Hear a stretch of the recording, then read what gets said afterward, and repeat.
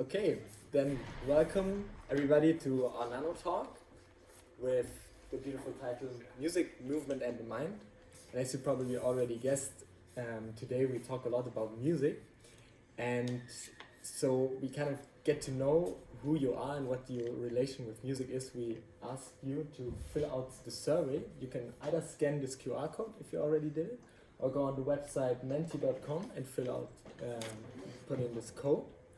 And then there are 3 very short questions that you can fill out, and then we'll see what your relation to music is. So I just changed to the presentation, and we see. So this is our first result. We asked you how often do you listen to music every day, and as you can see, almost every one of you listens to a lot of music every day. So I guess here is about 1 hour to 2 hours per day. The point I wanted to make is just that everybody of you has some sort of relation to music. There's few people that don't listen to music or that don't enjoy music at all. So it's great to see that you also like music. The second question was if you play an instrument, and 6 of you said yes, 3 of you no. And actually that's a lot, because I looked up how many Swiss people play an instrument, and there's only a study from the Bundesamt für Statistik from 2009, so it's already 15 years old, but there it says only a fifth of Swiss people play an instrument, so you're really musical. You can be proud. And your instruments are piano, guitar, cello, violin, and the ocarina. I love this. Can I ask who plays the ocarina? Nice. Cool. So, and as you can see, piano is the most famous, most played instrument here. I also play the piano. So. Very nice.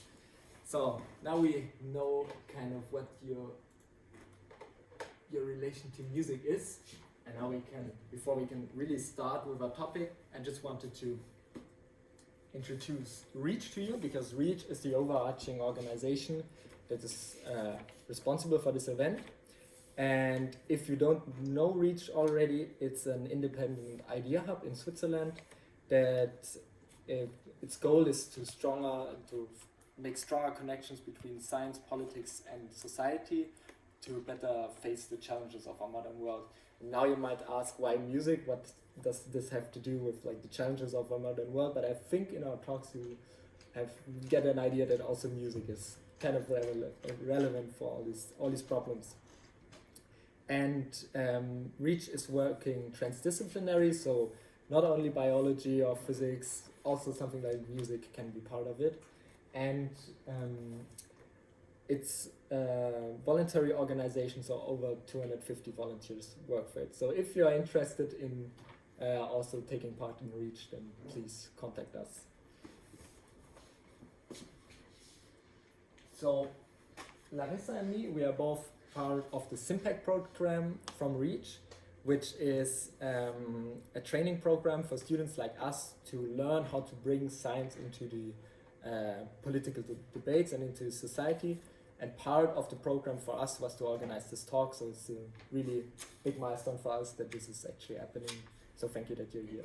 And I also wanted to mention that we didn't do this ourselves. Pascal, who's also sitting there, helped us organize everything. So now what we will hear today is first a talk by Teresa Wenhart. After that you'll have short, if you have any direct questions related to the talk, then you can ask her directly.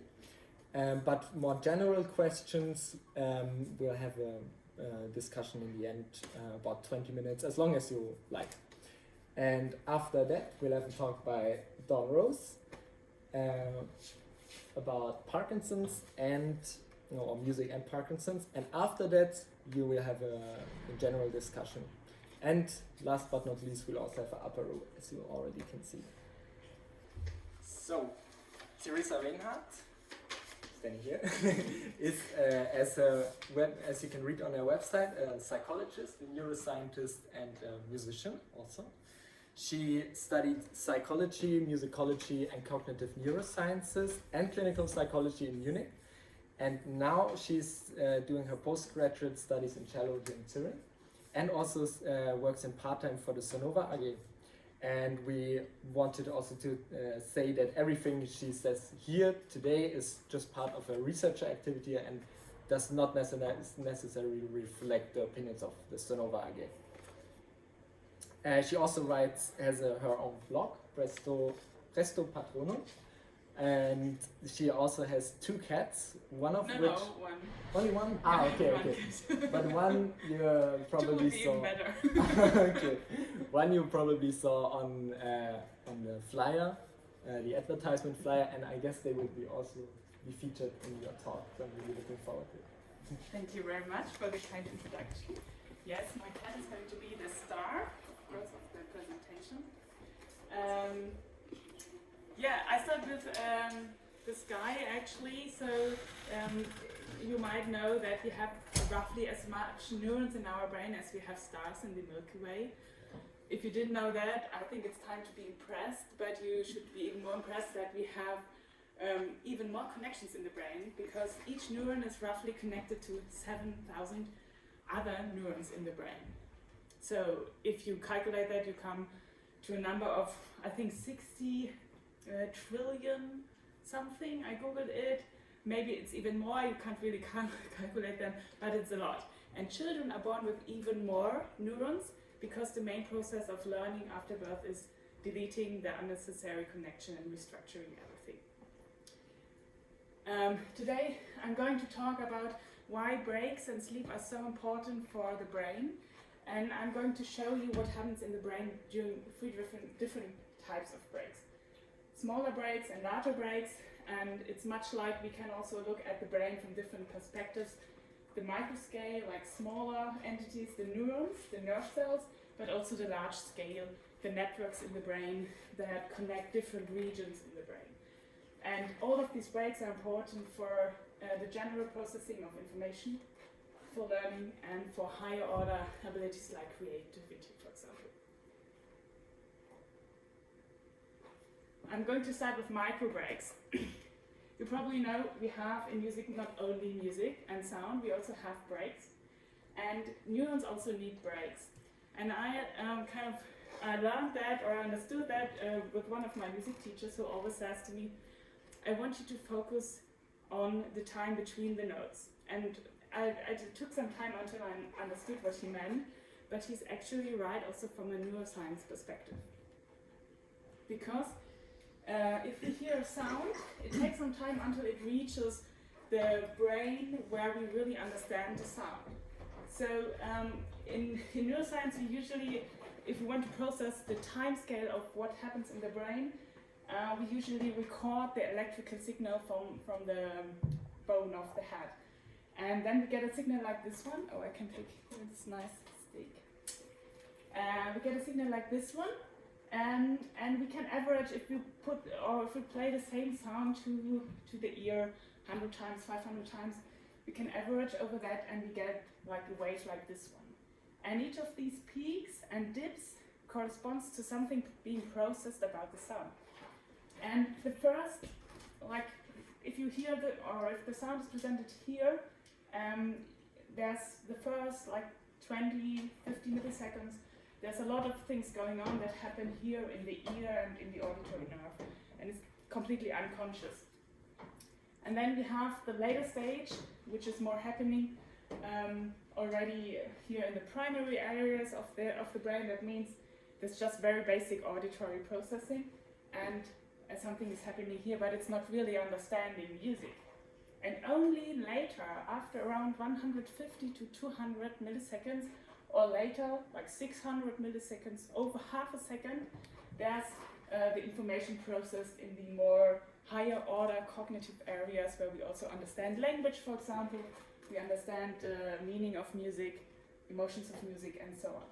So it's really important to know that it takes time until the brain really understands sound. And for this, we need the time between the sound. And I want to give another example for that. Ernest Hemingway, the writer of short stories, is a master of the silence between the words. And I think that this is an excellent example that not only in music, but also in everyday life, sometimes silence between what is being said or played is more important than actually what is said, because we need time to process it.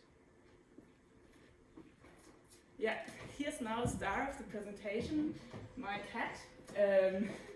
And as you can see, cats sleep a lot. And I have researched that for this talk, and I found that cats sleep on average 15 to 18 hours a day. And that's roughly as much as newborns sleep. Very interesting. And as you know, we don't sleep as much as adults. We should sleep around 7 to 8 hours a day, but most of us don't. But let us look at why sleep is so important for musical learning, for musical success, or for every kind of learning we do. And there's a very old study that was done like 30 years ago by Erickson, who also investigated several other things, and by coincidence he found that the best violinists take a nap in the afternoon. So you can see here the hours of the day and night. This is the nightly sleep, and you can see the best students take a nap here in the afternoon, and the others, the good students and the teachers, don't. And it is only a coincidence. We can't say something about, you know, if you sleep more, you get you're going to be the best student ever. But it was very interesting for a lot of the researchers.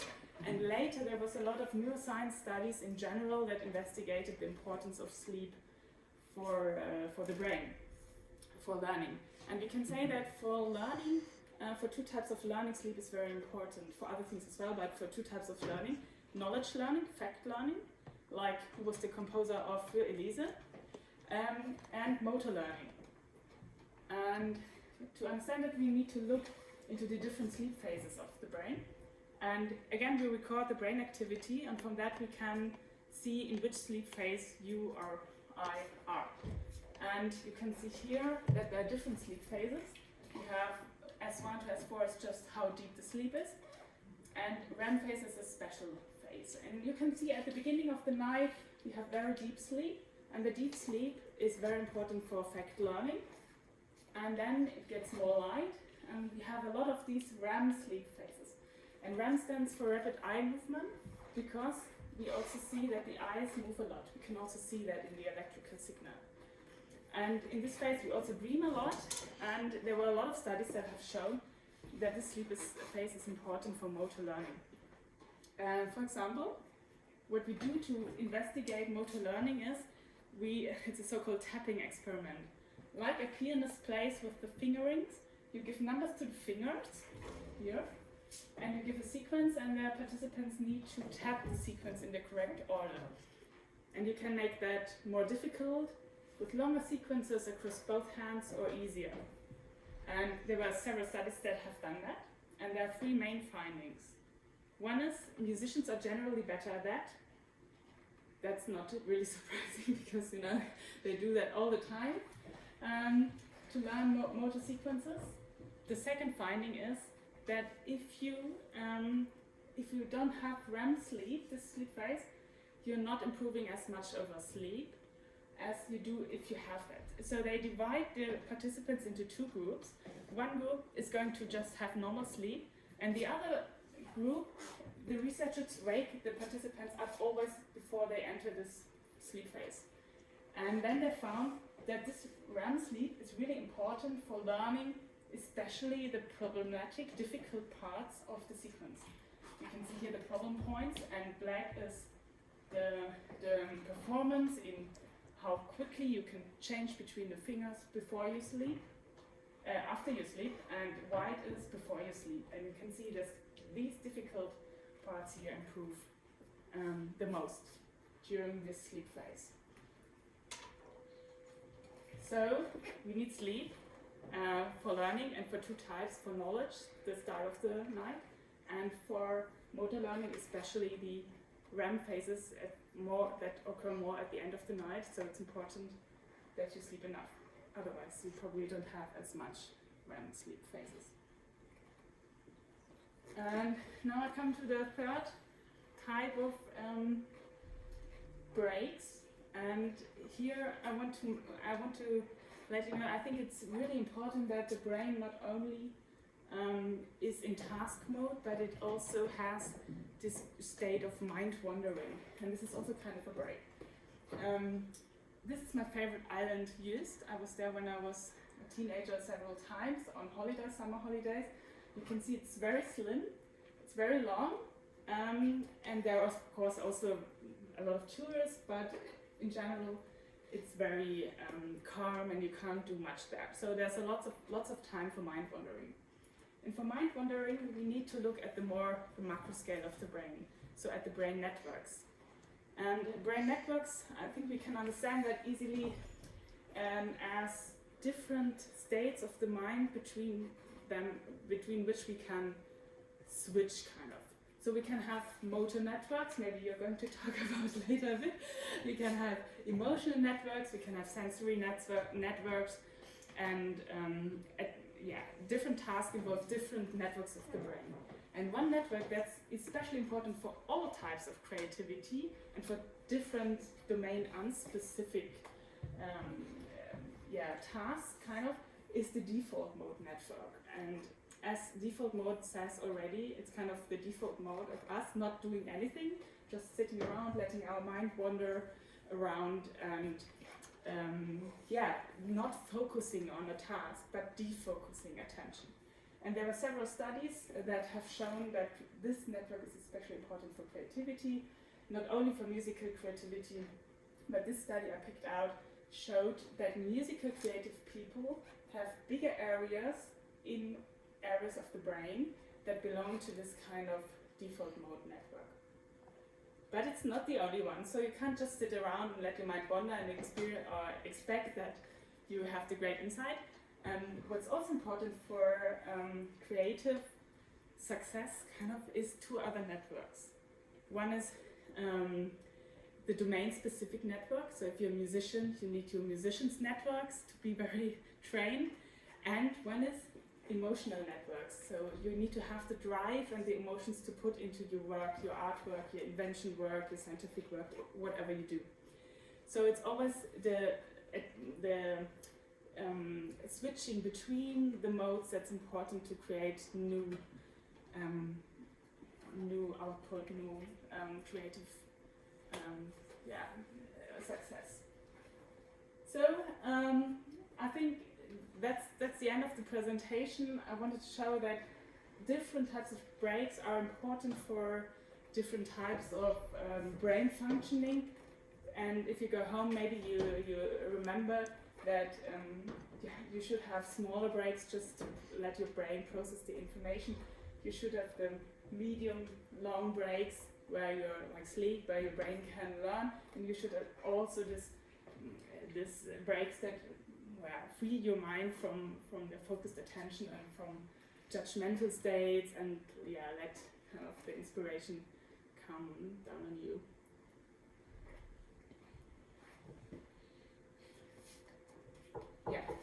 Thank you very much for your attention.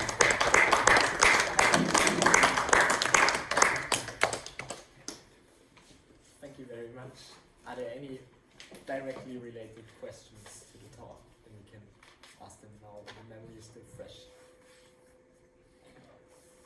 How do you define musical creativity in these kind of studies?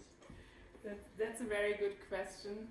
So in this study, they just used a rating scale and asked the participants how often they involve in composing and improvising and so on. And I looked into the graph, and there were only few people who really rated very high, so indicating that's really that they don't just cross, yes, I'm musically creative. And in other studies, they really let people improvise, like vocally, for example, in the scanner, in the fMRI scanner, where they record active brain activity or connectivity during improvisation, and that's also where they often find default mode network, among other tasks, But it's difficult to have live composition done, but it's a very good question. Can I ask you, with your expertise, about this kind of between sleep and awake stage? Sometimes you call it hypnagogic state. Yeah. Because I know, like, people like some famous artists used to try and fall asleep holding a spoon above a tin, so that they would kind of be able to use this creative space. Are there particular networks associated with that? I'm not an expert in that, but I know that I think naps are kind of something where people also try to do that so that they don't sleep so long. And I know I've read a book from or by an art therapist who also talks about unconscious mind and how you should like be in the state of kind of unconscious functioning, and it's more like maybe meditation. And in meditation they also find a lot of these default mode networks. Meditation, meditation like states is maybe also Achtsamkeit in German, mindfulness-based techniques. So this is something that us also use, perhaps just naturally to come in that state. Yeah. Thank you. You talked about how the sleep phases are linked to, for example, fact learning and motor abilities. But what about like logical thinking? I mean, it's a difficult thing, because I think for learning, usually we know that connections are built during sleep, but the studies usually only focus on memory and fact learning. But I think that most of the functions improve during sleep a lot. But I can't really say that I know studies that have investigated it, but I'm sure they exist. I would have to look at that. It's a very good question. Yeah.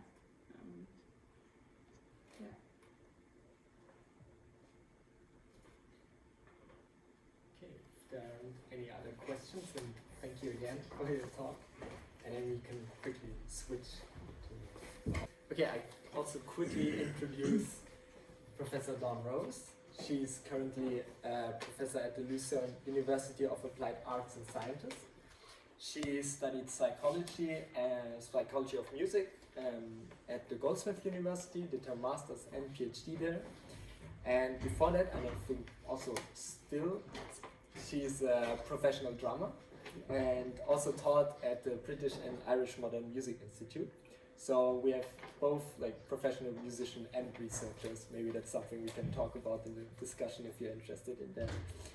She did her postdoctoral research at the University of Hertfordshire. I have no idea if this is pronounced. It's just north of London, Hertfordshire. Yeah, Hertfordshire, okay. And on the effects of auditory cues on entrainment and synchronization for Parkinson's patients. And that's, I think, also more or less the topic she will present today. Because currently she's researching how we can use music generally for health and well-being. So on the one hand, rhythmical music to help Parkinson's patients, and on the other hand, to help investigating the well-being of musicians. So really looking forward to it. Thank you. And thank you for the kind invitation as well. So welcome. Today I'm going to talk a little bit about why music can help with Parkinson's symptoms. Parkinson's is a disease that there is no cure for, and it's looking like the figures are going to double. So worldwide there are about 10 million people with Parkinson's. No one knows what causes it, to be honest. There are different types of things that seem to be involved, and there is no cure for it. So people with Parkinson's tend to live quite a long time. If they have an accident from a fall, this seems to be the biggest problem with their quality of life. And it's only really towards the end of having Parkinson's that quite a few people end up with dementia. So it's a kind of disease you have to live with. And so what we're trying to do really is find other non-pharmacological ways to help improve quality of life for people with Parkinson's. There are other types of things, like most people with Parkinson's take dopamine, as dopamine loss is the main cause of Parkinson's. I didn't include any brain pictures today because I work with people with Parkinson's a lot, and the one thing they hate being shown is pictures of Parkinson's brains. But there's a very small area within the brain in the substantia nigra that basically normally makes dopamine, and when you have Parkinson's, it no longer works, basically. So they often take dopamine, they can have deep brain stimulation therapy or surgery, but it's not really suitable for everyone, and it also seems to affect their love of music. So that's why we're looking for non-pharmacological ways to help improve quality of life. So we know that physical therapy is an important part of this kind of symptom management and rehabilitation. And it works because they take very task-specific approaches and goal-orientated kind of clinical aims that specifically bypass the basal ganglia pathology. And that's been now used in things like rhythmic auditory stimulation and music therapy. So you'll hear a little bit more about that in a minute. The problem is that it's very hard to keep people with Parkinson's motivated, because as well as the motor symptoms that they suffer, there are problems with all sorts of regulations, sort of regulatory cycles in the body. So people don't sleep very well, their digestive system doesn't work very well, and they also have mood disorders such as high levels of apathy, anxiety, and depression. And of course, this has a major impact on motivation. So particularly in Switzerland, where physical therapy is often given in a one-to-one setting, it's quite hard to keep people motivated to do it on their own. And in general, people with Parkinson's are 30 to 70% less active per day compared to their peers. So we really need to make programs that are more accessible and enjoyable. So music is a great way to get people engaged in activity, because quite simply, when we put it on, it tends to make us want to move. And even if we're not moving physically, our brainwaves are actually moving, often synchronizing in time with the rhythms. So these strong connections inside our brains are how we process sound and movement. And that's known as auditory motor coupling, and it's part of our kind of ancient survival mechanisms, because we're wired for danger. If we hear something bad, we normally move away from it. This is why sirens work. And if we hear something more regular, we can tend to approach it. So you can see this here with these cats as they kind of try to work out what this very dangerous predatory metronome is doing.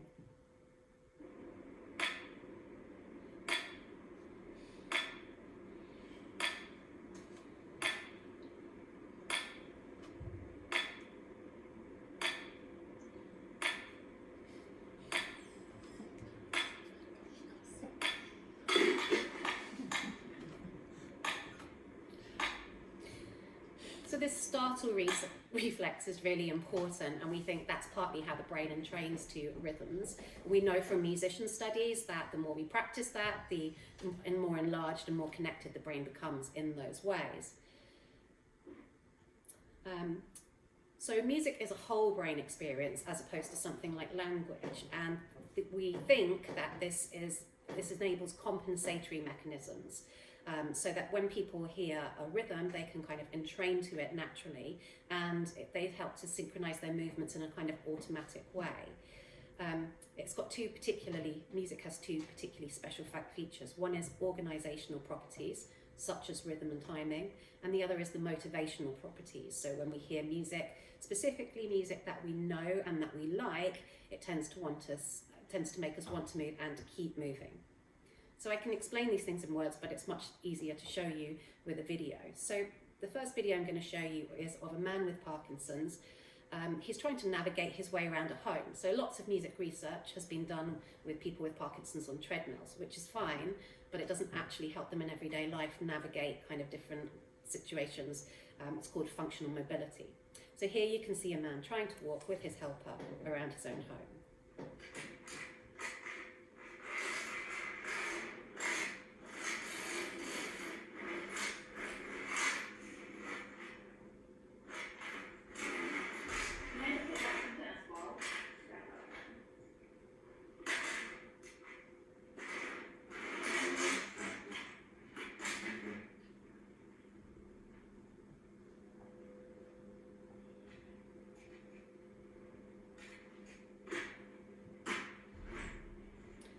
The doorway was particularly important in that because it can often induce freezing, which is when you can see the man's top half of his body is trying to move forward, but his legs have stopped working. And we don't really know why this happens, but it's another symptom that's associated with falls. Now I'm going to show you the same man, but with his care worker playing some music. and I think you'll find it extraordinary. Let's stand here for a minute. We'll get the rhythm. Once we feel it, then we'll take off.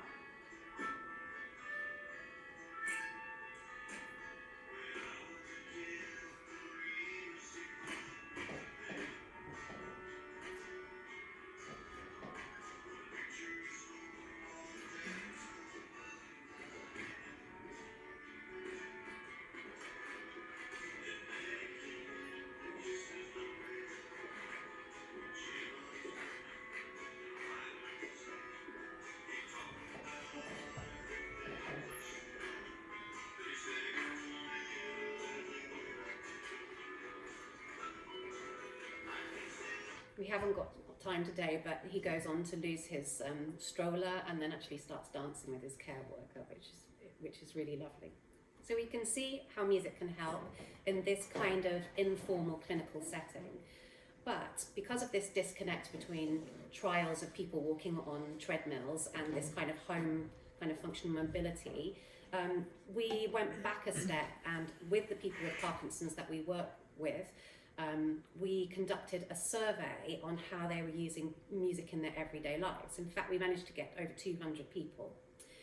And they said that they're using music for positive effect. Now, this is the same as every survey that's ever been done on how we use music in everyday life, but it's really important to establish this with people with Parkinson's, because the loss of those dopamine-producing cells means that this can affect their perception and their reward systems. So it's really good to establish, okay, generally, most people like music.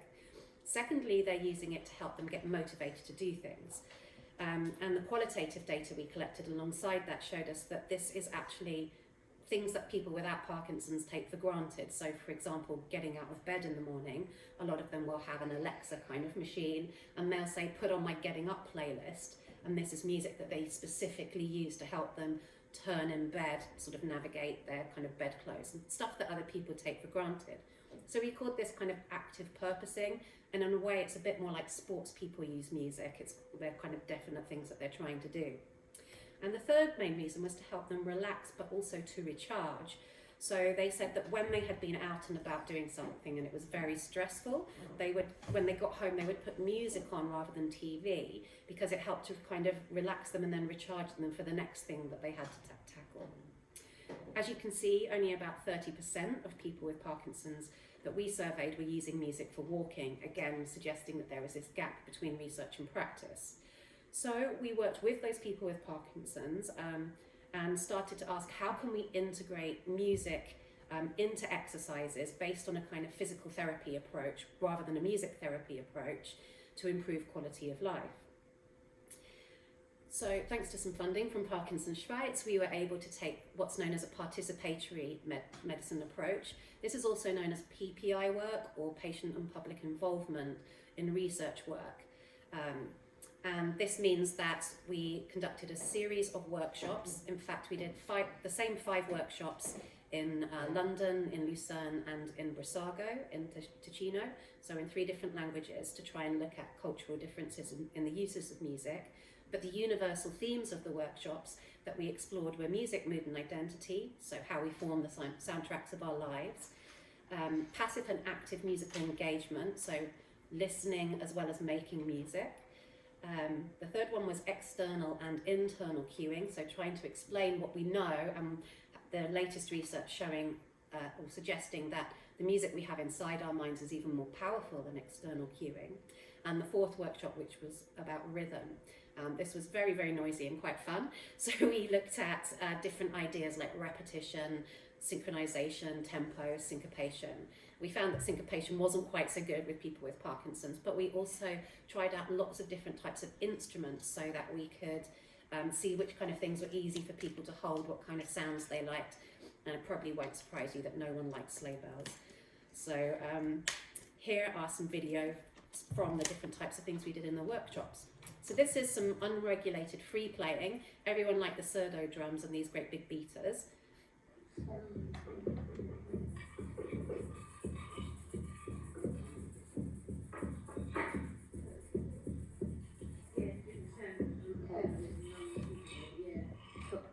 And then we looked at some ideas of mirroring. So this is often done in music therapy sessions, and it's thought to be part of the idea of why music and kind of tango dancing works as well. So this is mirror guided playing, and you can see the difference.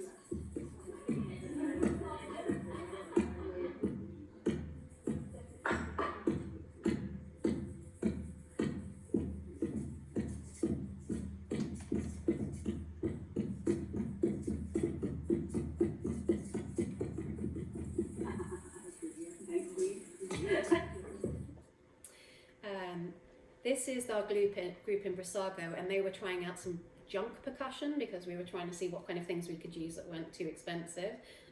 And they found this kind of call and response exercise really good, but syncopation one step too far. So.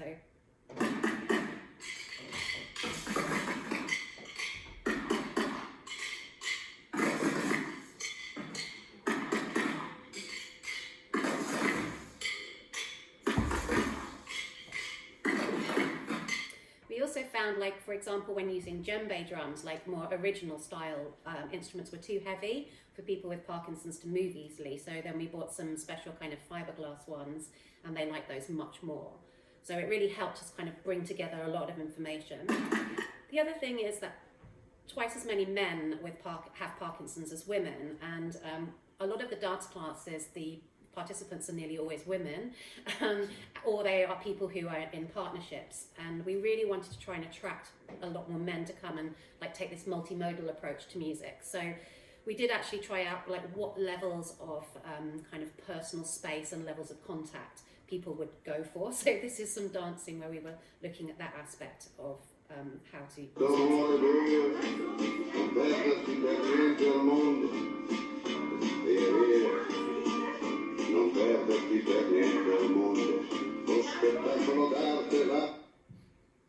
So a little bit of that kind of do-si-do is fine.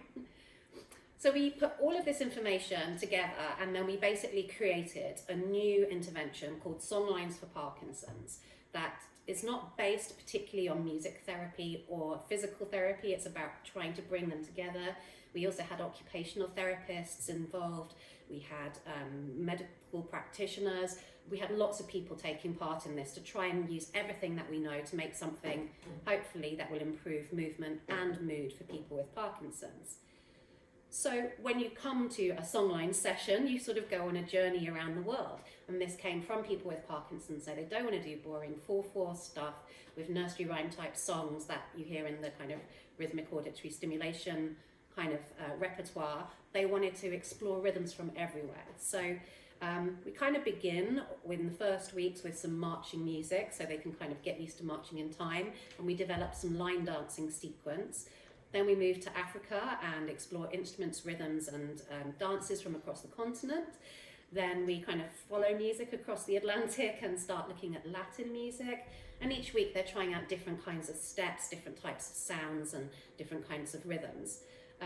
We go to Spain and try out some flamenco in case the stamping and the hand things like help with particularly difficult fine motor. And then we even go to Indo-Asia and we do a Parkinson's haka, which is really fun. I've actually had 200 people with Parkinson's doing a haka, which was epic. So by creating this journey, the idea is that they can individualize the strategies that they want to use for their problems. And within the sessions, we have a kind of hive mind part where we take a problem that someone's having and we treat everyone, even there's a guest physical therapist or occupational therapist there, and the people with Parkinson's, we all have a go at trying to help them with their problem. So that's particularly enjoyable, that section. I wasn't sure if anyone with Parkinson's is going to come, but we are into the final stages of the trials. So we are starting in Switzerland now. We've done it twice in England. And if anyone, or you know anyone who would like to be involved, this is what we're doing down in Lucerne. You can see some pictures of the line dancing with the cowboy hats and props. We even have hula skirts and all sorts of things to make it fun. So it lasts for about 90 minutes, and we always have a lunch afterwards because that socialising is important. In terms of research design, we're using a multi-centre, so two places in England plus all the different places in Switzerland. Design with mixed methods and repeated measures. There are 4 measurement points So people are basically their own controls. It's kind of pointless doing other group controls in this kind of study because we're trying to look at how those people's particular symptoms improve over time. So we have a baseline, pre-test, post-test, and then we're trying to do some follow-ups with people who are still available. In order to actually look at the quality of movement that changes, and to try and quantify some of the clinical measures, we've integrated a motion capture and pressure sensitive gait mat system, so that we can really try and capture that change over time and qualities of movement in typical clinical things like the tug. But we've also done a kind of new sequence that's based more on functional mobility, as you can see here, and this is our PhD student in the lab doing it.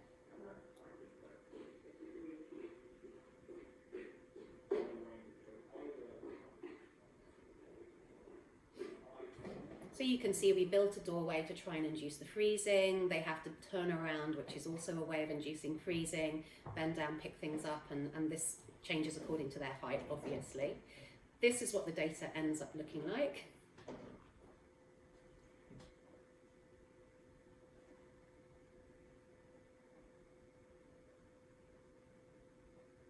So we have a kind of four-dimensional way of looking at their movement. But of course, we're also interested in how their music ability develops, their beat perception, their dance sophistication, and their musical reward. So we have questionnaires that they do as well so that we can see how that's improving. There's one final thing that I wanted to share with you today, and that's about our dynamic dissemination process. So through our PPI work, which is patient and public involvement in research, we found out that the people with Parkinson's were kind of annoyed that they had to wait so long to find something that might be useful for them, and they wanted to find out what we were finding out as we went along. So they also said they can't stand it when they're sent a kind of email with an attachment that's got graphs on it that they don't understand. So we tried really hard to think, as musicians actually, music researchers, we never really do any music. So we're like, okay, we're going to do some concerts. And from the survey we had, people had told us why they use different types of songs. So we programmed the concerts, or the concert program was made to kind of show which types of music they used for what. So you can see here, these are all actual examples that people told us. Things like the Radetzky March for walking, which kind of seems quite obvious, but also music for transcendence and things like this. So there's a big push in academia to also embed research into teaching. So we also tried to make this a way of helping our music students not just learn another concert set of songs, but we talked to them about how people with Parkinson's might perceive music differently. We interviewed people with Parkinson's on stage in between songs about their relationships with music. We even had some people with Parkinson's playing, and then we had like loads of shaky eggs, and we did some audience interaction to kind of teach people about how rhythms can help. Of course, we did some lay talks beforehand, and we had an apéro afterwards, which was the most fun bit, obviously. But there are real things that you learn from doing PPI work. So, for example, grapefruit juice really messes up the medication for people with Parkinson's. So when everyone's like, oh, let's have a fruit punch for the people who don't drink alcohol. Well, most people can't drink alcohol with Parkinson's either. We're like, we've got to make sure it doesn't have grapefruit juice in it. So that kind of really close work with the people that you're studying is really important. And in PPI, there's a saying, no research about me without me. And that's the kind of ethos we're trying to do, especially also bringing in the transdisciplinary work so everyone can learn off each other. We're trying now to kind of curate some playlists from what people with Parkinson's have told us. Haven't managed to get it online yet, but we're working on it so that other people with Parkinson's and practitioners and researchers can go and actually get ecologically valid in our kind of world, but useful playlists that people have actually used and kind of tested in the real world. So I think that's all I've got time for, but I hope it gave you an idea of the kind of research we're doing, and thank you for your attention.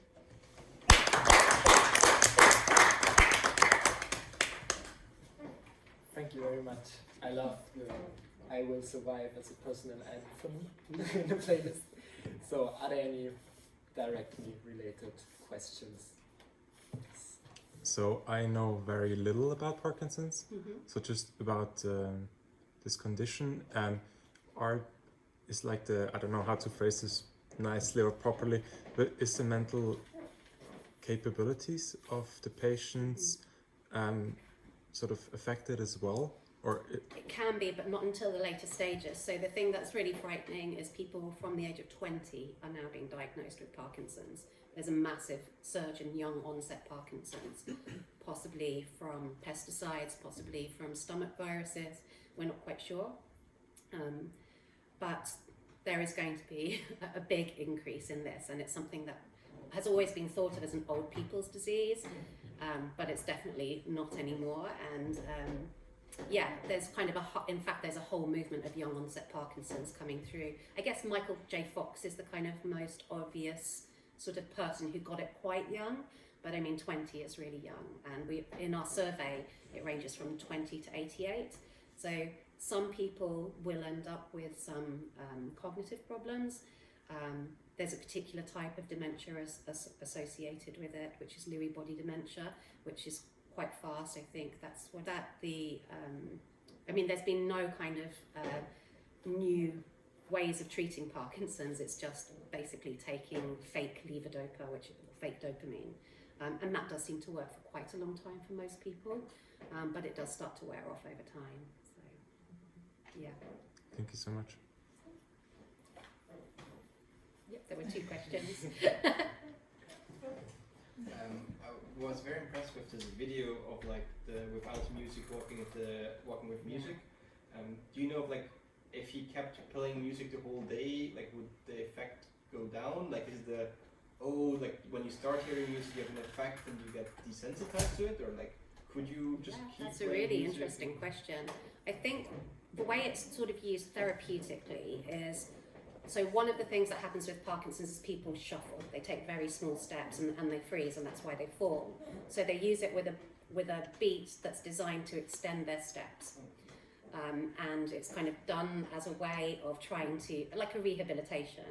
And the other thing is to stop people festinating. So this is when they walk faster and faster and faster. So it's to try and keep the beat. But I think the key is the internalized music that people have. And what they seem to do is they kind of switch it on when they need it. It's kind of like the reverse of really annoying earworms. Like they have to collect, I call it like an internalized jukebox. So they need to kind of collect different pulses for different things that they need to do. And some people seem to be doing this quite naturally, but we're trying to see if we can teach it as a strategy now. So they'll say, well, I know that if I sing the chorus of Mamma Mia, then that will get me down to the newspaper shop and back, and then I've done my walk for the day. So they're quite aware of what they're doing, and it's this active purposing. Again, they are specifically using music to do certain things. So I don't think it's like a sort of slow release drug or something like that. I think they're quite specific about what they're trying to do with it. I hope that answers it. Yeah, thanks. Yeah, I was curious, from your expertise, do you know any studies, or do you think it's possible to delay the onset of symptoms with interventions like that, or even to prolong the progression? Kind of? Yeah, so there does seem to be some, well, we're not sure. It's just that if you're doing some kind of rehabilitation, then you can maintain a level for a bit longer. I think there's an idea, for example, with this musical imagery that's really important, is there's a particular area of the brain, the pre-supplementary motor area, that doesn't seem to be as affected by Parkinson's, and this is the area that specifically deals with musical imagery. So this is kind of my next research where I'm going with it. So when you imagine music inside your mind, many of the same parts are activated as if you were actually hearing music, but with the imaginary music, it's just a specific area that's activated as well. So that's where I think we're going with it. So is there any difference for Parkinson's patients when they hear music with and without lyrics, and with lyrics from different languages? Yeah, so I did a study where I was comparing finger tapping with toe tapping and walking on the spot, because we know that when people with Parkinson's try and finger tap in time, they're much more, they're not very good at it compared to musicians, for example. And so what I did is normally called tapping continuation kind of paradigm. but I kind of waited, so I let them carry on, and then I brought the music back in to see how quickly they could kind of resynchronize. By the way, they could do it fine when they were stepping, just like normal people. And I asked them, what strategies were you using? And they said that they were singing the lyrics. So I specifically used instrumental versions of all the songs. When they knew the lyrics, they were singing them. So they weren't singing a rhythm or a melody, knowing the words, like one of them was Material Girl, for example. I just like listened to lots of 12 inches to get like these 30 minutes, 30-second segments. So they were all using words, and even when it was the metronome, so we had the control condition, they started superimposing words. So one guy's favourite football club was Burnley, and so he was going Burnley, Burnley, and kind of chanting like that. So I thought that was really interesting, the kind of strategies they were using. And they said the metronome, okay, although it worked when it was there, they couldn't remember it when it stopped, so it didn't help them keep going. So you could see their kind of timing was getting much worse as it went down. Yeah, I think the lyrics are really important, and that's partly why I think familiar music is really important too. So it's again going back to the cats, it's like once something's predictable, it's not scary and you can kind of entrain to it very easily. And I think for people with Parkinson's, very automatically, the point is they don't really have to think about it, their body just sort of does it for them. Thank you. Yep, it's two. Very first, or? No, sure. Is there any link between, I think it's called the doorway effect, when you, like, sometimes I pass the doorway and then I just lost my train of thought, what I was about to do, and is it linked to I've never heard of that this before. freezing effect, or? I've never Because it heard happens of to everyone, I think, but the freezing is only I'm going to look that up. specific. I've not heard of that. Yeah. I mean, we just know, well, before we thought it was much more about the visual kind of danger signals, making people kind of freeze. But now it seems even just turning actually can induce freezing. But I've not heard about this, so I'll have a look at it. Thank you. Just to add, I regularly experience this as well. So when I change a room, sometimes I go into the kitchen to do something, and then I'm like, why am I here? Oh. Then That's why I think your memory is located actually in your bum, because as soon as you sit down, you remember exactly what it was. Yeah, that exactly. you got up to Yeah, go and do. exactly. So, I mean, obviously that's very simple.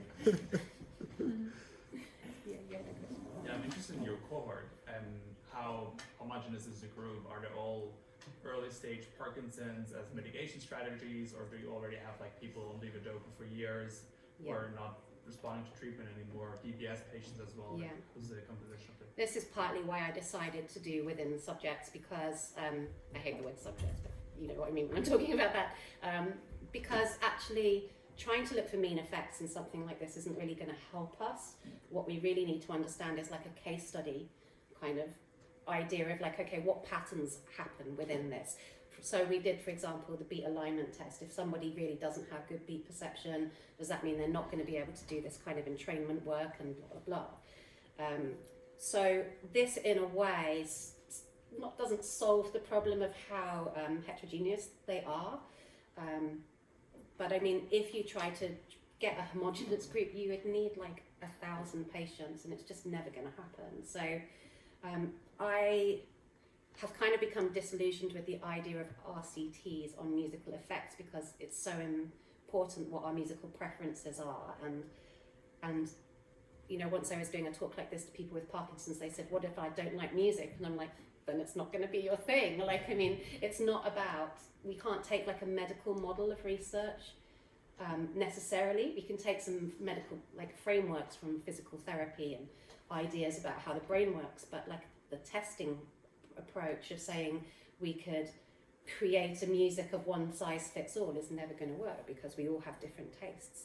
And you can see it in the classes. We also have a message stick sharing thing. So, sorry, songlines is the word that's used to describe how the Aboriginal peoples of Australia would navigate time and space using their internalized kind of song books. So that's why we've called it that, because we're trying to get them to like what's inside their minds. But part of it, they have a message stick, which is a song sharing, and every week someone says about a song that's really important to them for a particular reason. And I mean, the range of tastes from jazz to organ music to, you know, pop stuff, it's so individual. So we try and think of it more as dosage than kind of a particular kind of medicine.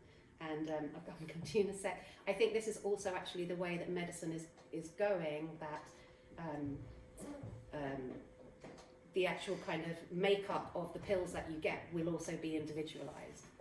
So if you see what I mean, I think there are some parallels happening in the shift of things to individualizable medicine, but we have to change some of the research paradigms to really look at it in detail, I think. I had a question about the internalized sound, also connecting to you that said with and without the music, because you talked about this internalized sound, that it's not even them actually hearing music, it's just they hear it in the brain. And I was wondering, would there be a difference if they were singing it in their brain and singing it while listening to it? Like sort of when you read a book and you're listening to the audiobook while you read. Yeah. You're supposed to like absorb more because it's not just Yeah. your eyes but also your ears. And so That's a really good point, and we haven't looked at that. It might be something that we can put into the next level of research, where I'm going to do some neuroscience studies on musical imagery with people with Parkinson's. But one thing we found was that they didn't really understand what we meant about musical imagery. So it took quite a lot of testing ground with people with Parkinson's to kind of find the right words, because I think some of them thought that we wanted them to imagine like a video that went with the song, because the word imagery is wrong, isn't it, for auditory imagination? Yeah. And audiation doesn't work either. We've tried like the different kind of things, but what we started doing was we start the class now with a kind of guided auditory walk. So they close their eyes and we kind of, a bit like doing a hypnotherapy kind of session, but with like all different sounds in it. So you're walking on the crunching gravel and that kind of stuff, to try and spark their kind of auditory imagination. But we haven't yet taken it to the level of listening and trying to imagine. At the moment, we're just trying to get them to imagine better. Yeah. But that might be a way of doing it in the future. Thank you. Yeah. You'd say it could be really individual, but I was thinking maybe if you research in a way, like the sound of the instruments are really different depending on the instruments, also the registers, and if there is like an impact more or less when it's like high register or lower register, or like depending of, I don't know, strings ensemble music or piano, it's really like it could be maybe have different effects. Yeah. Well, I mean, we know from Birgitte Berger's work that the low frequencies make the bottom half of us move, and our hands are like the hi-hats. Like when she kind of like looking at the different ways that our bodies move, if we could kind of repeat something like that with people with Parkinson's. But it's quite hard to say to them, can you kind of freestyle dance? Because they often have body image. Like they're much more difficult. That you can't just ask them to do what you would ask a kind of student to do, for example, in the lab. So definitely it's the music that people grew up with. Like we are really seeing a clear link with autobiographical musical evoked memories. And if you grew up in a kind of classical household, that's what they like. And if they grew up in a pop music kind of world, that's what they like. We haven't tried to use specific instruments to create specific reactions. We do some kind of music therapy ideas where we might kind of be going, we might get everyone to go whoop, like this as we try to get them up. So we're trying to get sounds that reflect the actions that they're doing, which comes close-ish to, I think, what you're saying. But yeah, we haven't tried with actual instruments yet. Something to look at in the future. And do you always work with recordings, or also like, because you spoke about concerts and like sitting on the stage, I think, or like being on stage for the backup people? Or did I understand it wrong? Sorry, I didn't hear the first bit of what you said. Sorry. Do you work with recordings or also live music? Oh, we would love to do some work with live music.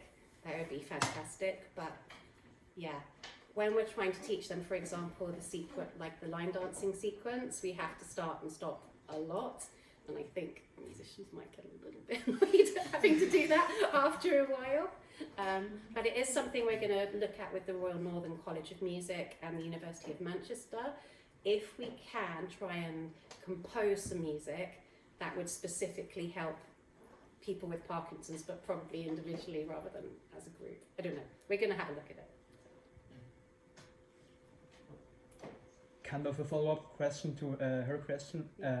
Did you analyze how many of your subjects were able to conjure up or just imagine music? Or Yeah, so we've been using the BASE, the Bucknell Auditory Image Scale, which is something that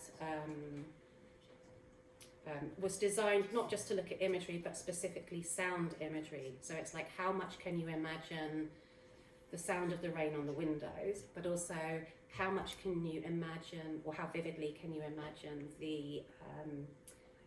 the sound of Happy Birthday being played by a trumpet.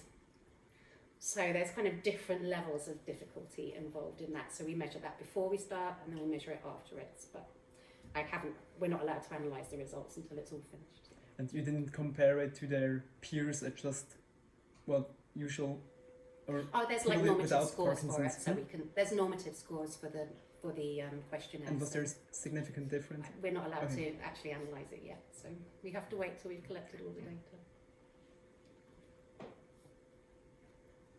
So, if there are any more general questions, I see the discussion is already ongoing. You can also ask them, maybe directed to Teresa's talk also. So please feel free.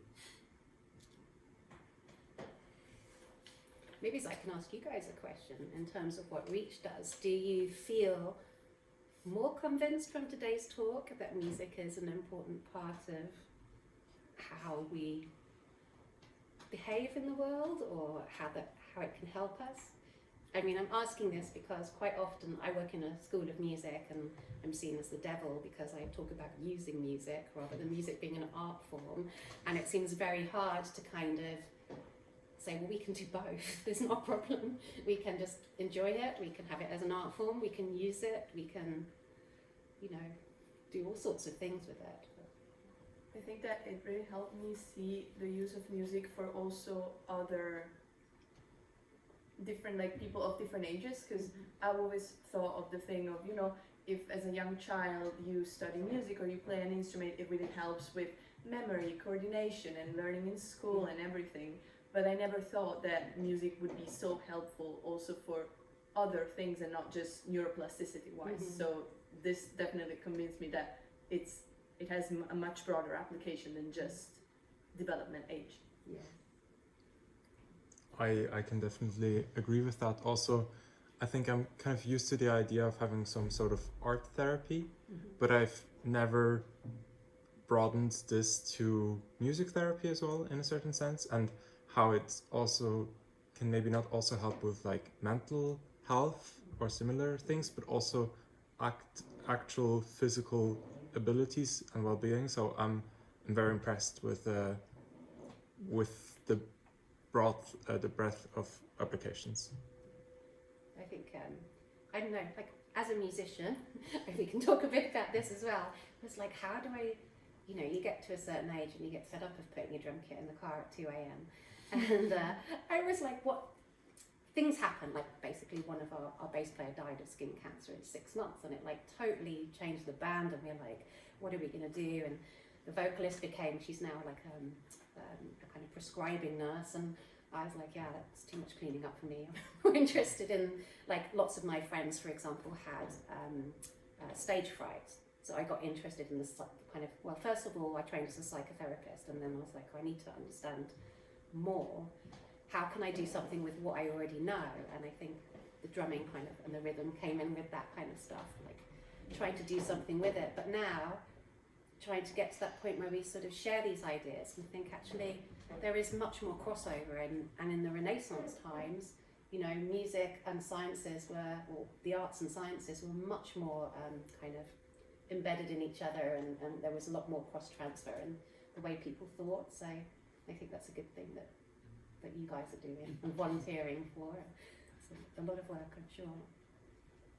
maybe you said ask a question that connects the two a bit. I have a question that maybe is a bit for both, which is about multitasking. On the one hand, like multitasking might be like a bit against the idea of actually taking breaks and not always overloading yourself.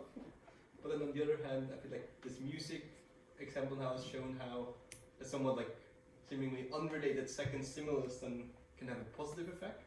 So I don't know, like from the break thinking, is like, is it a good idea how much we're multitasking all the time? Or are we over multitasking? And might there be like some parts where it's productive and others where it's not? I think, in general, I think that multitasking doesn't help the brain to process the information, especially if you want to learn something. It's rather, I mean, we have something you might have not heard of, that attention, or how's it called, blink of attention or something like that. At least it's an effect that if you focus on something, you're prone to miss other details because it's really focused attention. And there's like attentional blindness. Attentional blindness, yeah. Attentional blink, attentional blindness. You find videos on YouTube about that. That if you should count how many times the people throw a ball, and then there's a monkey coming into the video and nobody sees the monkey, because so that speaks against it. But I think the stimulus-wise thing is something else, that sensory functions, if you connect them, you can learn better. We know that from memory learning, for example, as well.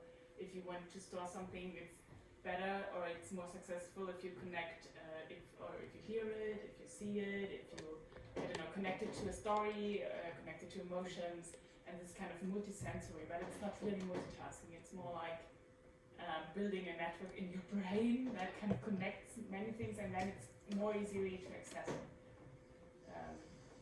Yeah, how many of you study and listen to music at the same time?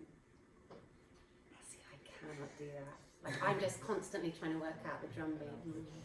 But actually, from a musical point of view, I started to stop that because I used to do that. But it's we know that ears also get tired. You can have hearing fatigue. So if you want to practice like a musician in the afternoon after working, and we have to listen to music passively over 6 hours, it's kind of used to ignoring the background music, and it's not so well for practicing.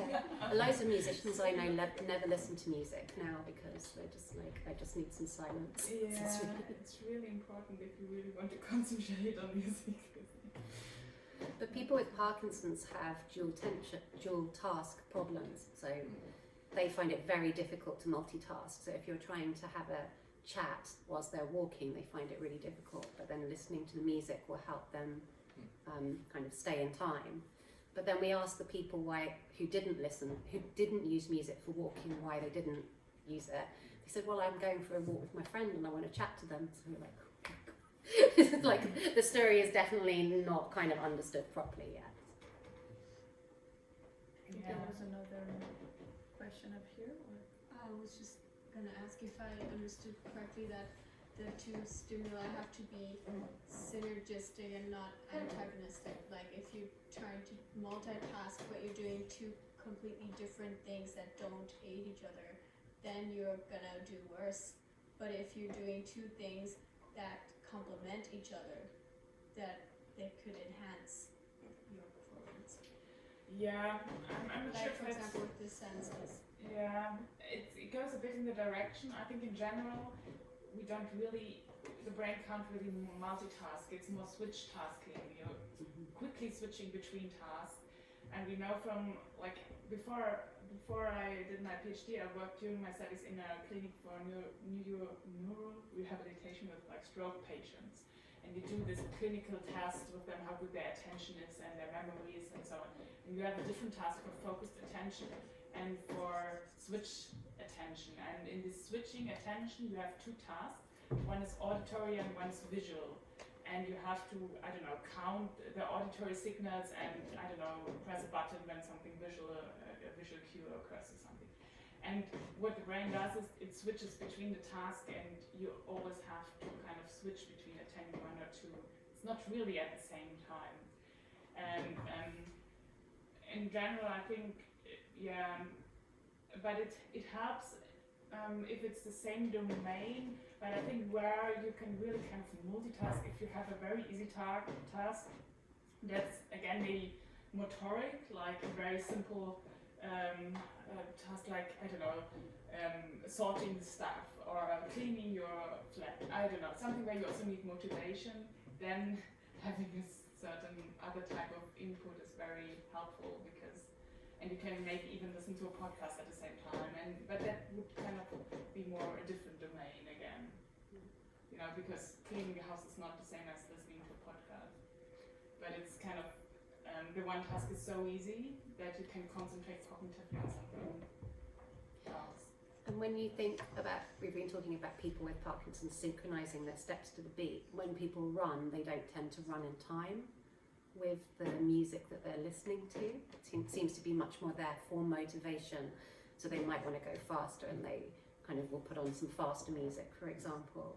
And they created, at Ghent University, they created a kind of program where the music would change according to your like running kind of thing. I can't remember what it was called, but I don't think people actually liked it. So it's kind of interesting that the music is not there to really like be in time for people who are able-bodied in that kind of way. So you would think it would be synergistic, but I think it's much more for motivation. I would just like to add that this is probably also like a very personal thing, because what you just said about the running and being in time and those kind of things. I mean, I'm not a runner, but sometimes I like do jog a bit or something, or I walk fast. And when I do listen to music, I always like it's very important that it is in time, and it can actually like control how fast I walk, because everything else just makes me feel like I'm kind of like spending, I don't know, like spending brain energy just to having the dissonance between the two beats of my body and the music, and that doesn't feel good. So no, I'm totally with you on that. In my martial arts class, everyone has to try and jump in time, and they're like, why can people not do this? It's just like it's very. You could, maybe side note to the motivational part, maybe that links to the using music to study, because I read a relatively recent meta-analysis where they checked, does it actually help to listen to music while studying, and I found a small positive effect, but it's more likely that just music motivates you to start learning, but not really that while you're learning it helps you. Oh yeah, and isn't there the thing that it should be music without lyrics? It should be instrumental music, so that kind of goes to your thing about like things being kind of, you can't have your attention split too much, can you? Exactly. I think in the analysis they didn't find an effect for lyrics, but if it's just the motivational part, then it doesn't really matter if it's music, if it's lyrics or not. Thank you again. Thank you.